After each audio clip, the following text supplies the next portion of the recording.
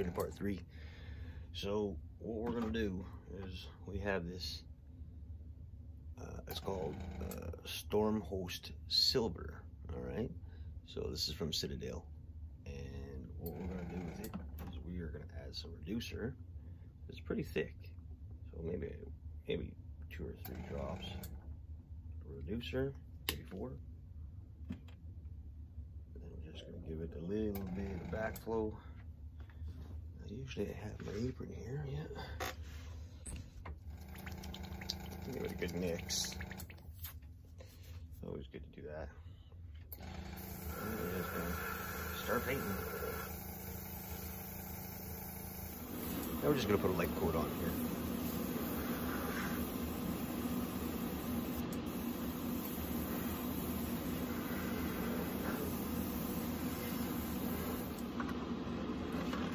See that, but it's starting to give some silver to it.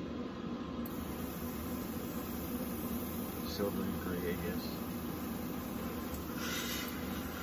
Now since I got this airbrush wide open because we're just putting one color on it, and we're not really overdoing anything, like we're just putting one base color on it. So I can crank up my airbrush past 20 PSI.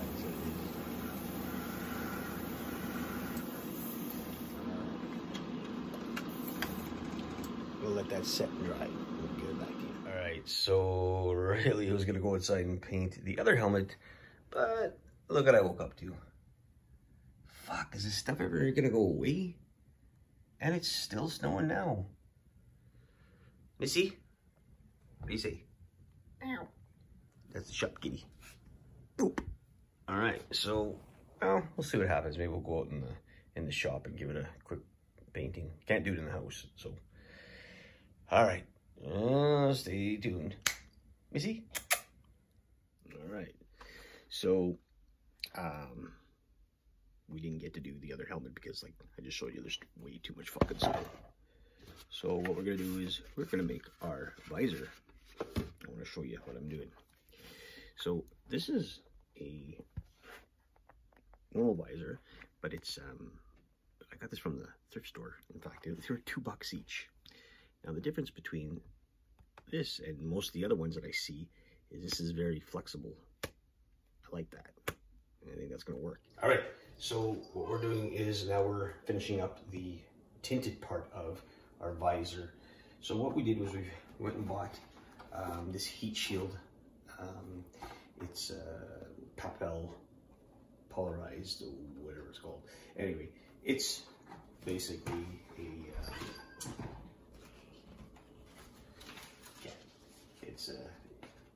it's just for tinting the windows. Very simple. So this stuff is very sticky once you pull it apart, so you have to work at it the proper way, okay? So what you want to do is take 2 pieces of clear tape. You're going to put it on one side and one on the other.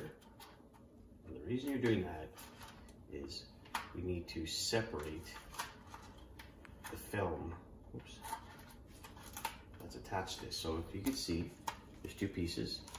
This is the side you want, this is the side you don't want. So what we're going to do is we're going to place this on our item right away. All right, so what we did was we got it on, and there's some bubbling issues and all that. And of course, like we said, this is our first one, but it's not a wearable mask, so I'm not really overly concerned. It's just for looks. Do a better job next time on it. So even the cutting job is not the best. So all I want to do is I'm going to insert the shield on the inside. All right, line it up fairly good to where you want to see it. Like that's why you do it oversized, so that you can see it, and then when you have it on, you can see that the mask is tinted. But we'll make sure that we have it on there properly. So say it there, and the first thing I'm going to do is I'm just going to take some hot glue, and all I'm going to do is I'm going to hot glue the first side just to tack it down, okay? This way it has something to bond to. And again, I wouldn't do this well, maybe I would do this on a bigger mask. Hot glue, I've seen people use tape and stuff like that, so I think it's all a preference to what you want. Now, you can see it didn't look that great from the outside when I first put it on, but you know what? You'll never notice it because the visor is actually on the inside of the mask.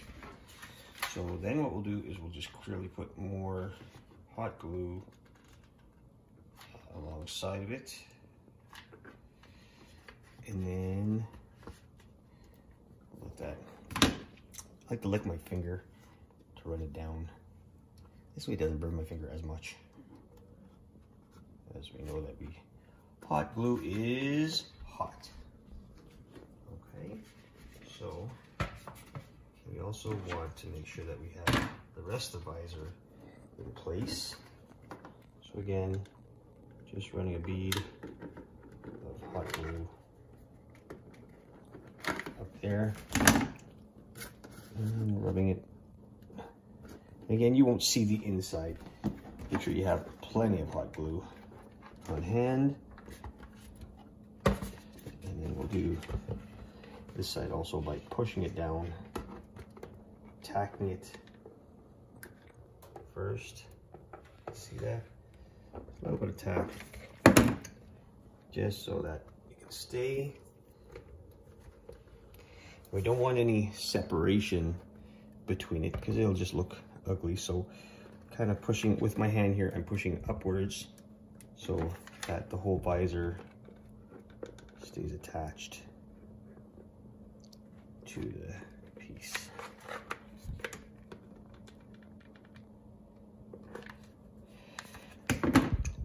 Again, licking my finger just to cool it down so that it can harden faster. The inside for the top. You know, a smaller hot glue gun as I have here makes a world of difference. I mean, if they made them even smaller, it'd probably help a lot more. Again, I'm not concerned what the inside looks like because the mask is made. This one's for display, and even if you were wearing it, you know, take a little bit of pride in what you're doing, of course. But even if you were wearing it, I think what happens is you would take better care of what it is. So there we go, guys. There's your mask, your Mandalorian mask. We're gonna darken it up. As I said, it would probably fit our cat better than anything. You're the Mandalorian cat. You wanna see it? Yeah, she doesn't like it. But you can see the size of who it would fit. Definitely wouldn't fit me. It hurts. But I think the visor part gives it a different look. You can see it's dark and everything. And then what we're gonna do is we're just gonna give it a little bit of airbrush to sort of dirty it up a bit. But this guy's finished. We're gonna go on to work on the big helmet right away. All right, stay tuned. All right, guys. So what I did was, I couldn't do the video of it. I just added some black, sort of like dirty in the helmet, so it just doesn't look like it's pure gray. Looks like it's been used, maybe. Too much black there, but that's okay. It'll be sitting on the shelf. So we're gonna call this guy done, and then we're gonna be working on the big guy next. So I'll put that video out for the next one. That'll be a simple one. So this would be part 3, I think, ish. Tried to fit it on my cat's head. She didn't like it. All right, stay tuned for the next one, guys. Thanks for watching.